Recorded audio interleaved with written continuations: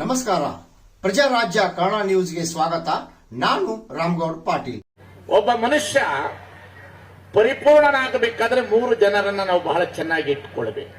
ಒಬ್ಬ ಮನುಷ್ಯ ಪರಿಪೂರ್ಣನಾಗಬೇಕು. ಜಗತ್ತಿನಲ್ಲಿ ಒಬ್ಬ ಮನುಷ್ಯ ಪರಿಪೂರ್ಣನಾಗಬೇಕು ಅಂತಿತ್ತು. ಮೊದಲನೆಯದು ಮನುಷ್ಯ ಮೊದಲನೆಯ ಶಿಕ್ಷಕ ಯಾರು ಅವರಿಗೆ ಅಂತಂದ್ರೆ ಹಡದ ತಾಯಿ ಅನ್ನುವುದನ್ನು ಅವನು ಮರಿಬಾರದು. ಮೊದಲನೆಯ ಶಿಕ್ಷಕಿಯಾಗಿ ಪೇಮೆಂಟ್ ಇಲ್ಲದೆ ದುಡಿಯುವಂತಹ ಒಂದು ವಸ್ತು ಇದ್ರೆ ಅದು ತಾಯಿ. ಯಾವುದೇ ಅಪೇಕ್ಷೆ ಇಲ್ಲದೆ ಜಗತ್ತಿಗೆ ಎಡೆ ಮಾಡಿರ್ತಕ್ಕಂಥವಳು ತಾಯಿ. ಈ ಪೇಮೆಂಟೇ ಇಲ್ಲದೆ ನಿಸ್ವಾರ್ಥದಿಂದ ಸೇವೆ ಮಾಡುವಂತ ಮೊಟ್ಟ ಮೊದಲನೆಯ ಶಿಕ್ಷಕಿ ಜಗತ್ತಿನಲ್ಲಿ ಯಾರಾದರಿದ್ರೆ ಅದು ಹಡದ ತಾಯಿ. ಇಲ್ಲಿ ಕುಳಿತವ್ರಿಗೆ ಒಂದು ಮಾತನ್ನು ಹೇಳ್ತಾನೆ, ಶಿಕ್ಷಣವನ್ನು ಪಡೆದಿರ್ತಕ್ಕಂಥವ್ರು ನಾವೆಲ್ಲರೂ ಈ ಭಾರತ ದೇಶದಲ್ಲಿ ಮಾತೃದೇವೋಭವ ಅಂತ ಹೇಳಿರ್ತಕ್ಕಂಥ ಈ ದೇಶದೊಳಗಡೆ ನಾವು ಇವತ್ತು ತಂದೆ ತಾಯಿಯನ್ನ ಸಾಕೋದರಲ್ಲಿ ಇವತ್ತಿನ ಆಧುನಿಕತೆಯ ವಿಜ್ಞಾನ ತಂತ್ರಜ್ಞಾನದ ಪಡೆದಿರ್ತಕ್ಕಂತಹ ವಿದ್ಯಾರ್ಥಿಗಳು ಎಲ್ಲೋ ಒಂದು ಕಡೆ ಸೋಲ್ತಾ ಇದ್ದಾರೆ ಅನ್ನತಕ್ಕಂಥದನ್ನ ಅಬ್ಸರ್ವೇಷನ್ ಮಾಡಿಕೊಳ್ಳಬೇಕಾಗಿತ್ತು. ಎಲ್ಲೋ ಒಂದು ಕಡೆ ಸೋಲ್ತಾ ಇದ್ದಾರೆ, ಎಲ್ಲೋ ಒಂದು ಕಡೆ ಕೈ ತಪ್ಪಿ ಜೀವನವನ್ನು ಸಾಗಿಸ್ತಾ ಇದ್ದಾರೆ ಅವರು. ಇವತ್ತು ತಂದೆ ತಾಯಿಯ ಸೇವೆಯನ್ನು ಮಾಡುವಂತ ಮಕ್ಕಳು ಬಹಳ ಕಡಿಮೆ ಆಗಿದ್ದಾರೆ. ತಂದೆ ತಾಯಿಗಳ ಕರ್ತವ್ಯ ಬಹಳ ಒಳ್ಳೆ ರೀತಿಯಲ್ಲಿ ನಡೀತಾ ಇದೆ. ಆದರೆ ಮಕ್ಕಳು ಇವತ್ತು ತಂದೆ ತಾಯಿಯನ್ನು ಸೇವೆ ಮಾಡುವುದರಲ್ಲಿ ಸೋಲ್ತಾ ಇದ್ದಾರೆ. ಇದಕ್ಕೆ ಕಾರಣ ನಾನು ಹೆಚ್ಚು ಹೇಳಲಿಕ್ಕೆ ಹೋಗೋದಿಲ್ಲ. ವಿಜ್ಞಾನ ಬರಬಹುದು, ತಂತ್ರಜ್ಞಾನ ಬರಬಹುದು, ಬೇಕಾದಷ್ಟು ಶಿಕ್ಷಣವನ್ನು ಪಡೆಯಬಹುದು.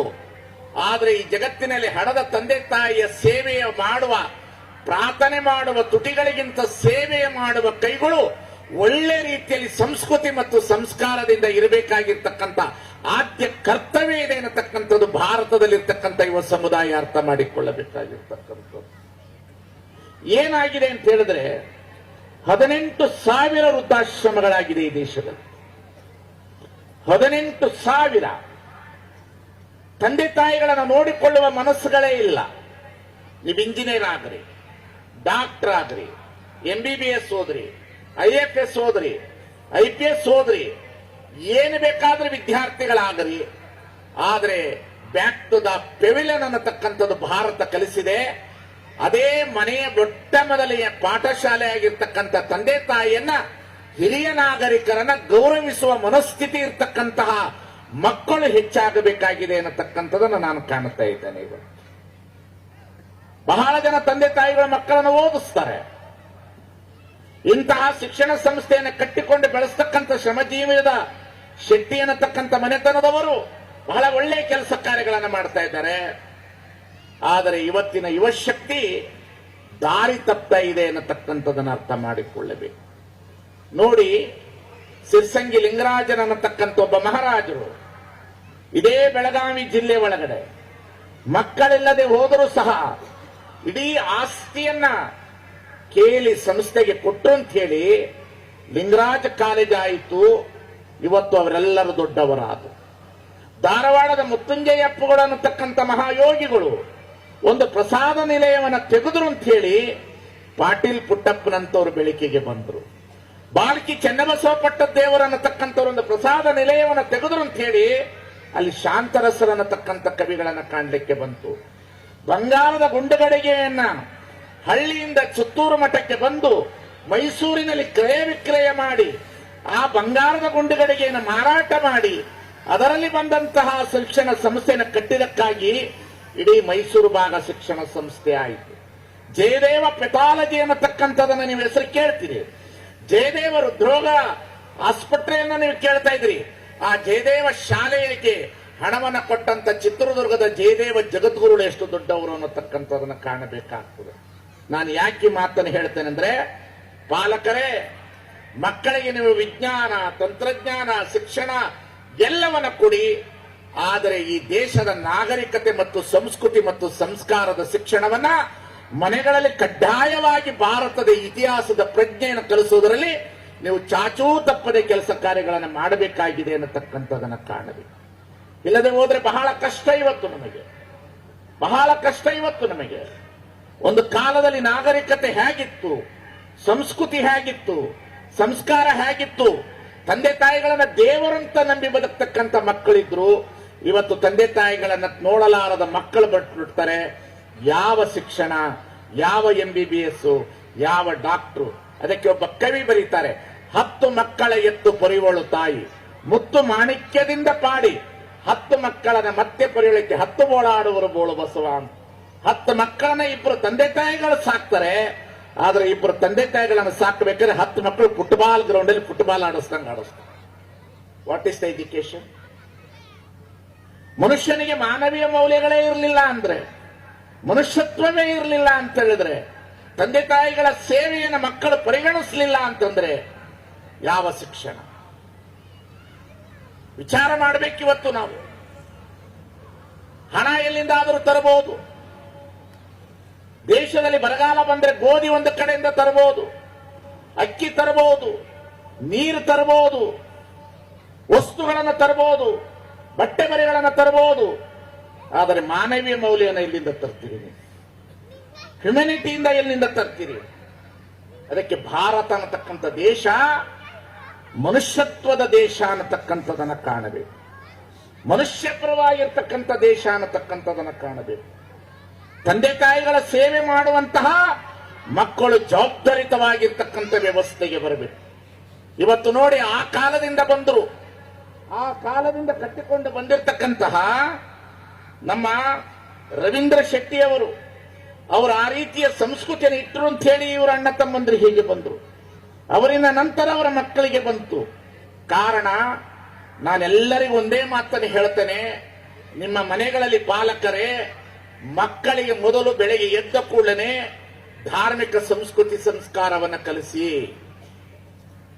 ಮೊದಲು ಕಲಿಸಿ ನೀವು. ನೋಡಿ, ನಮ್ಮ ಹಿರಿಯರು ತಂದೆ ತಾಯಿಗಳು ಶಿಕ್ಷಣ ಪಡೆದಿಲ್ಲ. ಅವರು ಯಾವ ಕಾಲೇಜಿಗೆ ಹೋಗಿಲ್ಲ, ಅವರು ಯಾವ ಡಾಕ್ಟರೇಟ್ ಪದವಿ ಪಡೆದಿಲ್ಲ, ಅವರು ಯಾವುದೇ ಯೂನಿವರ್ಸಿಟಿಗೆ ಹೋಗಿಲ್ಲ ಅವರು. ಆದ್ರೆ ಜಗತ್ತಿಗೆ ಅವರೊಂದು ಬೆಳಕಿಟ್ಟು ಹೋಗಿದ್ದಾರೆ. ಆಚಾರ ಕರಸಾಗು, ನೀತಿಗೆ ಪ್ರಭುವಾಗು, ಮಾತಿನಲ್ಲಿ ಚೂಡಾಮಣಿಯಾಗು ನನ್ನ ಕಂದ, ಜ್ಯೋತಿಯಾಗು ನೀ ಜಗಕ್ಕೆ. ಏನು ವಾಕ್ಯ ನೋಡಿ, ವಿಚಾರ ಮಾಡಿ. ವಿದ್ಯಾರ್ಥಿಗಳೇ, ಒಂದು ಸಲ ನೀವು ಇತಿಹಾಸದ ಕಡೆಗೆ ಗಮನ ಇಡಿ. ಇತಿಹಾಸದ ಕಡೆಗೆ ಹೋಗಿ, ನೀವು ಇತಿಹಾಸದ ಕಡೆಗೆ ಹೋಗಿ ಬೇಕಾದಷ್ಟು ಸೆಟ್ಲೆಸ್ಗಳನ್ನು ನೋಡಬಹುದು, ಬೇಕಾದಷ್ಟು ಬಹಿರಂಗದ ವಸ್ತುಗಳನ್ನು ನೋಡಬಹುದು. ಆದರೆ ಇನ್ನರ್ ಕಾನ್ಸಿಯಸ್ ನಾಲೆಡ್ಜ್ ಡೆವಲಪ್ಮೆಂಟ್ ಆಗಲಿಲ್ಲ ಅಂದ್ರೆ ಯಾವುದು ಪ್ರಯೋಜನ ಆಗುವುದಿಲ್ಲ. ಅಂತರಂಗದ ತರಂಗದ ಧ್ವನಿ ಹೆಚ್ಚಾಗಬೇಕಾಗಿದೆ. ಅದರ ಕೊರತೆ ಯಥೇಚ್ಛವಾಗಿ ಕಾಣ್ತಾ ಇದೆ ಇವತ್ತು. ಅದಕ್ಕಾಗಿ ನಮ್ಮಂತವರನ್ನ ಕರೆಸೋದಿಲ್ಲಿ ಮಾತನಾಡಲಿಕ್ಕೆ. ಮಕ್ಕಳಿಗೆ 4 ಮಾತುಗಳನ್ನು ಉಪದೇಶ ಕೊಡುವುದಕ್ಕಾಗಿ ಕಲಿಸ್ತಾರೆ. ಮಹಾತ್ಮರನ್ನ ಇದಕ್ಕಾಗಿ ಕರೆಸೋದು, ಭಾಷಣ ಮಾಡಲಿಕ್ಕಾಗಿ ಅಲ್ಲ. ಇವತ್ತು ಸ್ವಾಮಿಗಳ ಮಠಕ್ಕಿಂತ ಮನೆಗಳು ಬಹಳ ಮಹಾಮನೆಯಾಗಿ ಉಳಿಬೇಕು, ಮಕ್ಕಳು ಬಹಳ ಚೆನ್ನಾಗಿ ಉಳಿಬೇಕು, ಕುಟುಂಬ ಧರ್ಮ ಚೆನ್ನಾಗಿ ಉಳಿಬೇಕು. ಎಲ್ಲಿ ಮನೆಗಳು ಉಳಿತದೆ, ಎಲ್ಲಿ ಕುಟುಂಬ ಧರ್ಮಗಳು ಉಳಿತದೆ, ಆವಾಗ ಮಾತ್ರ ದೇಶದ ನಾಗರಿಕತೆ ಮತ್ತು ಸಂಸ್ಕೃತಿ ಸಂಸ್ಕಾರ ಇರ್ತದೆ. ಇದು ಮೊದಲನೇ ಹೆಜ್ಜೆ ಅನ್ನತಕ್ಕಂಥದ್ದನ್ನು ಕಾಣಬೇಕು. ತಂದೆ ತಾಯಿಯನ್ನ ಬಹಳ ಚೆನ್ನಾಗಿ ಗೌರವದಿಂದ ಕಾಣಬೇಕು. ಇದು ಮೊದಲನೆಯ ಶಿಕ್ಷಣ. ಇದು ನಾವು 3 ಜನರನ್ನ ಇಟ್ಕೊಳ್ಬೇಕು ಅಂತ ಹೇಳಿದೆ. ಒಂದು ತಾಯಿ, ಇನ್ನೊಂದು ಪ್ರಾಥಮಿಕ ಶಾಲಾ ಶಿಕ್ಷಕ. ದೇಹವನ್ನ ಬಹಳ ಚೆನ್ನಾಗಿ ಕಾಪಾಡುವವಳು ತಾಯಿ. ತಂದೆ ಸತ್ತಾಗ ಮಕ್ಕಳು ತಪ್ಪಲಿ ಅಲ್ಲ, ತಾಯಿ ಸತ್ತಾಗ ಮಕ್ಕಳು ತಪ್ಪಲಿ. ತಂದೆ ಸತ್ತಾಗ ಎಂದೂ ತಪ್ಪಲಿ ಆಗೋದಿಲ್ಲ ಮಕ್ಕಳು. ತಾಯಿ ಸತ್ತಾಗ ಮಕ್ಕಳು ತಪ್ಪಲಿ ಆಗ್ತಾರೆ. ಹಾಗಾಗಿ ಮೊದಲನೆಯವಳು ತಾಯಿ, ಎರಡನೆಯವನು ತಂದೆ, ಮೂರನೆಯವನೇ ನಿಮ್ಮ ಪ್ರಾಥಮಿಕ ಶಾಲಾ ಶಿಕ್ಷಕ. ಬಹಳ ದೊಡ್ಡ ಶಿಕ್ಷಕ ಆತ. ಆ ಶಿಕ್ಷಕ ಈ ದೇಶದ ಬುನಾದಿ. ಹೈಸ್ಕೂಲ್ ಟೀಚರು ಅಥವಾ UGC ಸ್ಕೇಲ್ ಲೆಕ್ಚರ್ಸ್ಗಳಿಗಿಂತ ಬಹಳ ಮುಖ್ಯವಾಗಿರ್ತಕ್ಕಂಥವ್ರು ಇಟ್ ಇಸ್ ಪ್ರೈಮರಿ ಸ್ಕೂಲ್ ಟೀಚರ್ಸ್ಗಳು. ಅವ್ರು ಹೇಗಿರ್ಬೇಕಂತಂದ್ರೆ ದೇವರಿದ್ದ ಹಾಗೆ ಇರಬೇಕು. 5ನೇ ವರ್ಷಕ್ಕೆ ಮಗು ಶಾಲೆಗೆ ಬಂದಾಗ ಬಿಳಿ ಹಾಳೆ ಅಂತಿರ್ತಕ್ಕಂಥ ಮಗುವಿನ ಮೇಲೆ ಏನು ಬರಿತಾನೆ ಅದು ಮುಡ್ತಾ ಇರ್ತದೆ. ಅವನು ಬಹಳ ದೊಡ್ಡವನವನು. ನಾವು ಪ್ರಾಥಮಿಕ ಶಾಲೆ ಒಳಗಡೆ ಕಲಿಯುವಾಗ ನಮಗೆ ಟೀಚರ್ ಕಲಿಸ್ತಿದ್ರು. ಇವತ್ತಿಗೂ ನೆನಪಿದೆ. ನಾನೇನು ಬಹಳ ಓದಿಲ್ಲ, SSLC ಮೇಲೆ ಹೋಗಿಲ್ಲ, ಆದರೆ ಪ್ರಾಥಮಿಕ ಶಾಲಾ ಶಿಕ್ಷಕರು ಕಲಿಸಿರುವ ಶಿಕ್ಷಣ ಇಡೀ ದೇಶ ಅಲ್ಲ ಜಗತ್ತನ್ನು ಸುತ್ತಿ ಬರುವಂತ ಶಿಕ್ಷಣವನ್ನು ಕೊಟ್ಟಿದ್ದಾರೆ ಎನ್ನತಕ್ಕಂಥದ್ದು. ಅಷ್ಟು ಅತ್ಯದ್ಭುತವಾದ ಶಿಕ್ಷಕರು. ಬಹಳ ದೊಡ್ಡ ಜವಾಬ್ದಾರಿ ಇರಬೇಕು ಅವರಲ್ಲಿ. ಸುಮ್ಮನೆ ಹಿಂಗ್ ಕಲಿಸ್ಬಿಡ್ತಿದ್ರು ನಮಗೆ. 1 2 ಬಾಳಲೆ 2 3 4 ಅನ್ನ ಹಾಕು 5 6 ಬೇಳೆ ಸಾರು 7 8 ಪಲ್ಯಕ್ಕೆ ದಂಟು 9 10 ಎಲೆ ಮುದರೆತ್ತು 1 ರಿಂದ 10 ಹೀಗಿತ್ತು. ಊಟದ ಆಟವು ಮುಗಿದಿತ್ತು. ಚೆನ್ನಾಗಿ ಕಲಿಸ್ಬಿಡಿ. ಎಲ್ಲಿದ್ದೀವಿ? ಹೊರಟೋಯ್ತು. ಶಿಕ್ಷಕರ ಜವಾಬ್ದಾರಿಯು ಹೆಚ್ಚಬೇಕು. ಶಿಕ್ಷಕರ ಜವಾಬ್ದಾರಿ ಬಹಳ ದೊಡ್ಡ ಪ್ರಮಾಣದಲ್ಲಿ ಇರಬೇಕು. ಶಿಕ್ಷಕರು ಹೇಗಿರಬೇಕು ಅಂತಂದ್ರೆ, ಜಗತ್ತಿನಲ್ಲಿ ಶಿಕ್ಷಕರನ್ನು ನೋಡಿದ್ರೆ ನಾವು ಬದಲಾಗಬೇಕು. ಶಿಕ್ಷಕರನ್ನು ನೋಡಿದ್ರೆ ಬದಲಾಗಬೇಕು. ಅವರ ನಡೆ, ಅವರ ನುಡಿ, ಅವರ ಮಾತು, ಅವರ ಕಲ್ಚರ್ಸ್ಗಳು, ಅವರು ಹೇಳುವ ಭಾಷಾ ಶೈಲಿಗಳು, ಅವರು ತಿಳಿಸುವ ಪಾಠಗಳು. ಶಿಕ್ಷಕರ ಮೇಲೆ ಬಹಳ ದೊಡ್ಡ ಜವಾಬ್ದಾರಿ ಇದೆ. ಮೊದಲನೆಯವಳು ತಾಯಿ, ಎರಡನೆಯವನು ಪ್ರಾಥಮಿಕ ಶಾಲಾ ಶಿಕ್ಷಕ. ಒಬ್ಬ ಮನುಷ್ಯ ಪರಿಪೂರ್ಣ ಆಗಬೇಕಾದ್ರೆ ಇನ್ನೊಬ್ಬರು ಯಾರಂದ್ರೆ ಆಧ್ಯಾತ್ಮದ ಗುರು. ತನುವನ್ನ ಪೋಷಣೆ ಮಾಡುವವಳು ತಾಯಿ, ಮನಕ್ಕೆ ಜ್ಞಾನವನ್ನು ಕೊಡುವವನು ಪ್ರಾಥಮಿಕ ಶಾಲಾ ಶಿಕ್ಷಕ. ಆತ್ಮಕ್ಕೆ ಜ್ಞಾನವನ್ನು ಕೊಟ್ಟು ಈ ಜಗತ್ತಿಗೆ ನೀನು ಇಲ್ಲಿಂದ ಎಲ್ಲಿಗೆ ಬಂದಿದ್ಯಾ, ಎಲ್ಲಿಗೆ ಹೋಗಬೇಕು, ನಿನ್ನ ಕರ್ತವ್ಯವೇನು ಅಂತೇಳಿ ಆತ್ಮಜ್ಞಾನವನ್ನು ಕೊಡುವ ಆಧ್ಯಾತ್ಮದ ಗುರು. ಇವರು ಮೂವರನ್ನ ನಾವು ಬಹಳ ಚೆನ್ನಾಗಿ ಗುರುತಿಸ್ಕೊಳ್ಬೇಕು, ಇಟ್ಕೊಳ್ಬೇಕು. ಇವರು ಮೂವರು ನಮಗೆ ಬಹಳ ಮುಖ್ಯವಾದವರು. ತನು, ಮನ, ಆತ್ಮವನ್ನ ವಿಕಾಸ ಮಾಡುವವರು. ಈ 3 ಜನರನ್ನ ಯಾರು ಇಟ್ಕೊಂಡಿರ್ತೀರಿ ಅವರು ಈ ಜಗತ್ತನ್ನ ಗೆಲ್ಲಬಲ್ಲರು. ಇವತ್ತೇನಾಗಿದೆ, ಮೊಬೈಲ್ ರಾಜ್ಯದೊಳಗಡೆ ನಾವಿದ್ದೇವೆ, ವಿಜ್ಞಾನ ರಾಜ್ಯದೊಳಗಡೆ ಇದ್ದೇವೆ, ತಂತ್ರಜ್ಞಾನದೊಳಗಡೆ ಇದ್ದೇವೆ, AR ಅಂತಕ್ಕಂಥ ವ್ಯವಸ್ಥೆ ಒಳಗಡೆ ಇವತ್ತು ಬಂದು ನಿಂತ್ಕೊಂಡಿದ್ದೇವೆ.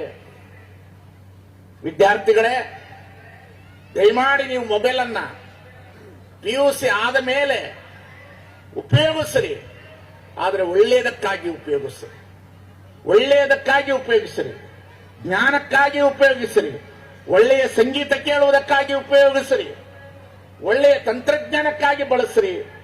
ಆದರೆ ಮೊಬೈಲ್ ಇವತ್ತು ಎಲ್ಲರ ಮನಸ್ಸುಗಳನ್ನು ವಿಕಾಸ ಮಾಡುವುದಕ್ಕೆ ಹೋಗಿ ವಿಕಾರ ಮಾಡ್ತಾ ಇದೆ ಅನ್ನತಕ್ಕಂಥದ್ದನ್ನು ಕಾಣ್ತಾ ಇದೆ. ಇದಕ್ಕೊಂದು ಉದಾಹರಣೆ ಹೇಳಿ ನನ್ನ ಮಾತನ್ನು ಮುಗಿಸ್ತೇನೆ. ಮೊನ್ನೆ ತಮಿಳುನಾಡಿನಲ್ಲಿ ನಡೆದಂತ ಘಟನೆ. ಒಬ್ಬ ಮಗು PUC ಓದಿದ ಮೇಲೆ ತಂದೆ ತಾಯಿ ಹತ್ರ ಮೊಬೈಲ್ ಕೇಳಿಸುದು. ತಂದೆ ತಾಯಿ ಹೇಳಿದ್ರು, ಮೊಬೈಲ್ ಈಗ ಬೇಡ, ನಿನಗೆ ಇದರ ಅವಶ್ಯಕತೆ ಇಲ್ಲ, ನೀನು ಓದು, ನಮ್ಮ ಹತ್ರ ಹಣ ಇಲ್ಲ ಅಂತ ಹೇಳಿದಾಗ ತಂದೆ ತಾಯಿಯನ್ನು ವಿರೋಧ ಮಾಡಿ ತಂದೆ ತಾಯಿಯ ಮೊಬೈಲನ್ನೇ ತೆಗೆದುಕೊಂಡು ತಂದೆ ತಾಯಿಯ ಸಂಸಾರವನ್ನು ವಿಡಿಯೋ ಮಾಡಿ ಅಪ್ಲೋಡ್ ಮಾಡಿದ್ರು. ತಂದೆ ತಾಯಿ ನೇಣ ಹಾಕೊಂಡು ಸುತ್ತೋಗ್ಬಿಟ್ರು. ಏನಾಗ್ತಾ ಇದೆ? ಎಲ್ಲಿದ್ದೇವೆ?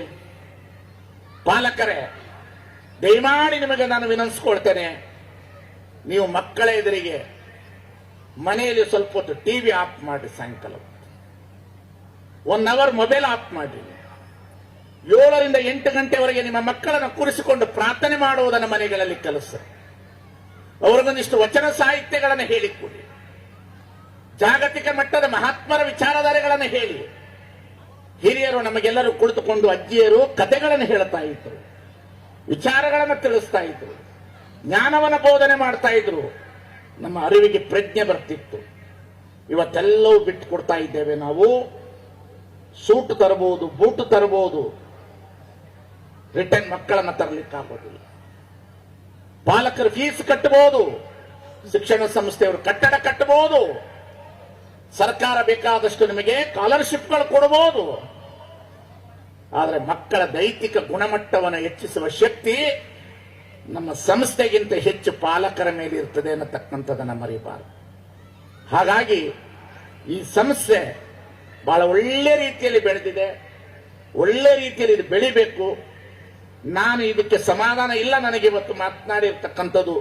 ಮುಂದೊಂದು ಸಲ ನಾನು ವಿದ್ಯಾರ್ಥಿಗಳನ್ನ ಕುರಿತು ಮಾತನಾಡಲಿಕ್ಕೆ ಆಗಮಿಸ್ತೇನೆ, ವಿದ್ಯಾರ್ಥಿಗಳ ಜೊತೆಯಲ್ಲೇ ಸಂವಾದನೆ ಮಾಡ್ತೇನೆ, ವಿದ್ಯಾರ್ಥಿಗಳ ಜೊತೆಯಲ್ಲಿ ಕುಳಿತು ನಾನು ಅವರ ಚಿಂತನೆಗಳಿಗೆ ನಾನು ಅವಕಾಶ ಕಲ್ಪಿಸಿಕೊಡ್ತೇನೆ. ಯಾಕೆಂತ ಹೇಳಿದ್ರೆ ಪ್ರಶ್ನೆ ಕೇಳುವ ಹಕ್ಕು ನಿಮಗಿರಬೇಕು, ಉತ್ತರ ಕೊಡುವಂತ ಸಾತ್ವಿಕತೆಯು ನಮ್ಮಲ್ಲಿ ಇರಬೇಕಾಗ್ತದೆ.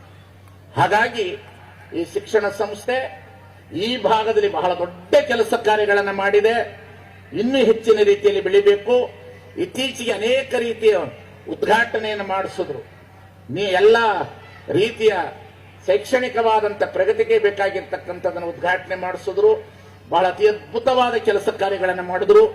ಬಹಳ ಒಳ್ಳೆ ರೀತಿಯಲ್ಲಿ ಸ್ಕಾಲರ್ಶಿಪ್ಗಳನ್ನು ತೆಗೆದುಕೊಂಡ್ರು. ಅದಕ್ಕಿಂತ ಹೆಚ್ಚಾಗಿ ನನಗೆ ಬಹಳ ಸಂತೋಷ ಅಂದ್ರೆ ಹುಡುಗರು ಎಲ್ಲರೂ ಒಂದು ಪ್ರಶಸ್ತಿಯನ್ನ ಸತ್ಕಾರವನ್ನು ಸ್ವೀಕರಿಸಿದ ಮೇಲೆ ಪ್ರಿನ್ಸಿಪಾಲಿಗೆ ನಮಸ್ಕಾರ ಮಾಡಿ ಹೋಗೋದನ್ನ ಕಂಡ್ರೆ ಪ್ರಿನ್ಸಿಪಾಲ್ ಯಾವ ರೀತಿಯಲ್ಲಿ ಕಲಿಸಿರಬಹುದು ಅನ್ನತಕ್ಕಂಥದ್ದನ್ನ ಕಾಣಬೇಕು. ಇದು ಬಹಳ ಮುಖ್ಯವಾಗಿತ್ತು.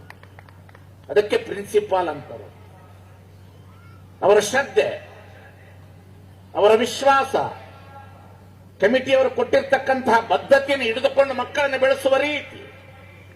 ಅದಕ್ಕಾಗಿ ನಾನು ಹೇಳ್ತೇನೆ, ನೀವೆಲ್ಲರೂ ಒಂದ್ಸಲ ಜೋರಾಗಿ ಆ ಪ್ರಿನ್ಸಿಪಾಲನ್ನು ಒಳಗೊಂಡು ಶಿಕ್ಷಕರೊಂದದವರಿಗೆ ಒಂದು ಜೋರಾದ ಚಪ್ಪಾಳೆಯನ್ನು ತಟ್ಟಬೇಕನ್ನತಕ್ಕಂಥ ಮಾತನ್ನು ಹೇಳಿಕ್ಕೆ ಇಷ್ಟಪಡ್ತೇನೆ. ಅವರ ಶ್ರಮವನ್ನ ನೀವು ಚೆನ್ನಾಗಿ ತೆಗೆದುಕೊಳ್ಳಬೇಕು, ಬದುಕನ್ನು ಕಟ್ಟಬೇಕು ಅನ್ನತಕ್ಕಂಥ ಮಾತಿನೊಂದಿಗೆ ನೀವೆಲ್ಲರೂ ಮುಂದೆ ಕೇಳುವವರಿದ್ದೀರಿ, ನೋಡೋರಿದ್ದೀರಿ, ಡ್ಯಾನ್ಸ್ ಮಾಡೋರಿದ್ದೀರಿ, ಅನೇಕ ರೀತಿಯ ಕಾರ್ಯಕ್ರಮಗಳನ್ನು ಕೊಡೋರಿದ್ದೀವಿ. ನಾವೇನ್ ಮಾಡೋದು, ನಾವು ಸಣ್ಣ ಸಣ್ಣವರಿದ್ದಾಗ ಅಲ್ಲಿ ಕುಳಿತುಕೊಂಡಿದೆ ಸ್ಕೂಲ್ ಡೇ ಮಾಡಿದವರು. ಈಗ ನಮ್ಮನ್ನ ಸ್ಕೂಲ್ ಡೇ ಕರೆಸಿ ಮಾತಾಡ್ಸಕತ್ತಾರ ಶೆಟ್ಟರು. ನಾವೆಲ್ಲಿ ಕುಳಿತುಕೊಂಡು ನೋಡಿದವರು, ಕೇಳಿದವರು. ಬಸವಣ್ಣನವರ ತತ್ವ, ಬಸವಾದಿ ಪ್ರಮುಖರ ವಿಚಾರಧಾರೆಗಳು, ಶರಣರ ಸಿದ್ಧಾಂತಗಳು ಈ ನಾಡಿನಲ್ಲಿ ಮತ್ತೆ ಮರುಕಳಿಸಲಿ. ವಚನಗಳನ್ನು ಓದುವುದರ ಮುಖಾಂತರ ನಿಮ್ಮ ಬದುಕನ್ನು ಕಟ್ಟಿಕೊಳ್ಳಿ. ಜಾತಿ, ಮತ, ಪಂಥ, ಧರ್ಮವನ್ನು ಮೀರಿ ಓ ನನ್ನ ಚೇತನ ಆಗು ನೀ ಅನಿಕೇತನ ಅನ್ನತಕ್ಕಂಥ ಕುವೆಂಪಿನ ಮಾತಿನ ಕಡೆಗೆ ನಾವು ಸಾಗೋಣ ಅನ್ನತಕ್ಕಂಥ ಮಾತಿನೊಂದಿಗೆ